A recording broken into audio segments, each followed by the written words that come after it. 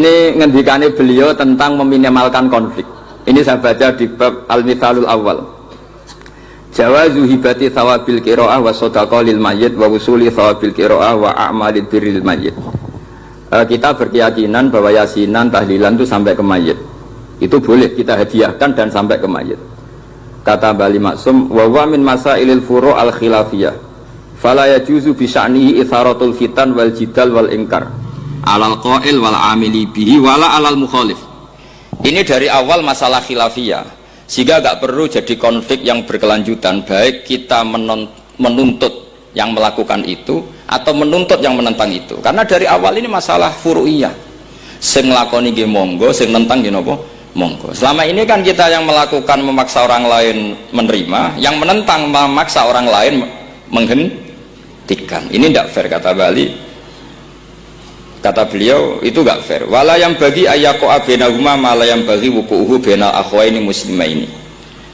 Kata beliau, wala in kana lil mani'i mustanadun fa inna li ghairihi mustanadan kadzalik. Kalau yang melarang tahlilan, melarang yasinan dikirimkan ke mayit itu punya mustanad, punya sanad, yang bagi yang membolehkan juga punya sanad. Kalau ada kiai yang kalau pidato nangis itu sanadnya banyak dan benar, tapi yang uraan kayak Pak Duta Besar juga banyak.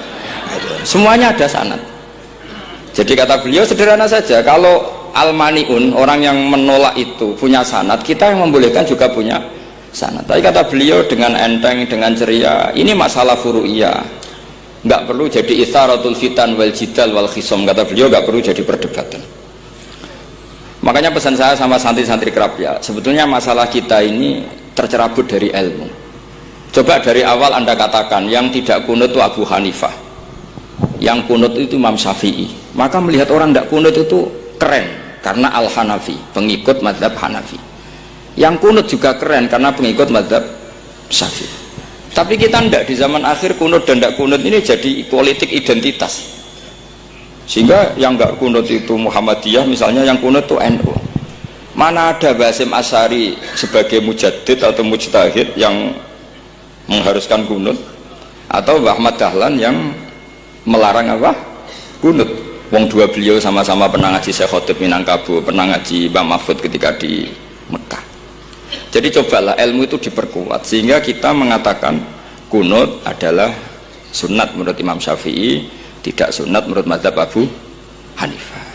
Sehingga enak sekali karena kita berdasar ilmu. Menyangkut sawabul qiraah atau sawabu amalil khairi, apakah sampai ke mayat apa enggak? Ini kata beliau, kata Mbah Ali Maksum, beliau justru menukil Ibnu Taimiyah yang notabene sering dipakai dalil para orang-orang sana. Saya tidak tahu itu orang sana, itu Pak Duta itu yang tahu itu.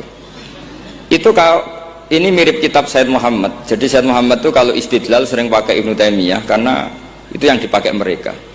Tapi ternyata Ibnu Taimiyah, qala Ibnu Taimiyah innal mayyit yantafi'u bi qiraatil Qur'an kama yantafi'u bil ibadah al maliyah minas shadaqah wa nahwiha. Terus waqala Ibnu Qayyim fi kitabir ruh afdalu ma yuhda ilal mayyit as-shadaqah wal istighfar wa du'a lahu wal hajju anhu.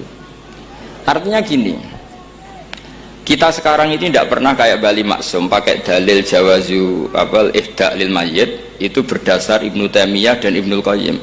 Kita seakan-akan Ibnu Taimiyah itu orang yang pasti melarang itu, sehingga kita itu terus mengatakan sing nyunatno tahlilan ku sopo, Mbah Hasim atau Mbah Fakih atau siapalah, meskipun riwayat ini mukhtalifah dari Mbah Hasim. Pertanyaannya adalah terus kesannya yang membolehkan itu hanya kiai lokal itu, kiai nasional itu. Padahal zaman Bali sudah mengajarkan kita yang membolehkan ihda'u a'malil khairi ilal mayyit, yang membolehkan hadiah Yasin, Fatihah, tahlil ke mayit itu adalah orang sekaliber Ibnu Taimiyah dan Ibnu Qayyim. Sehingga dengan kita pakai ilmiah yang diterapkan Bali Maksum, kita ini merasa orang keren, orang global, orang yang keren lah. Karena guru-guru kita Bali Maksum, Mbah Hamid biasa mentahlili, Mbah Munawir semua mentahlili guru-gurunya. Di level ulama global ada Ibnu Taimiyah dan Ibnu Qayyim. Tapi karena kita tidak baca, seakan-akan tahlilan itu hanya tradisi lokal yang tidak di ACC, tidak disetujui ulama kelas internasional. Padahal di sini jelas diceritakan Ibnu Taimiyah berpendapat qiraatul Quran yang dihadiahkan ke mayit atau tahlil itu boleh.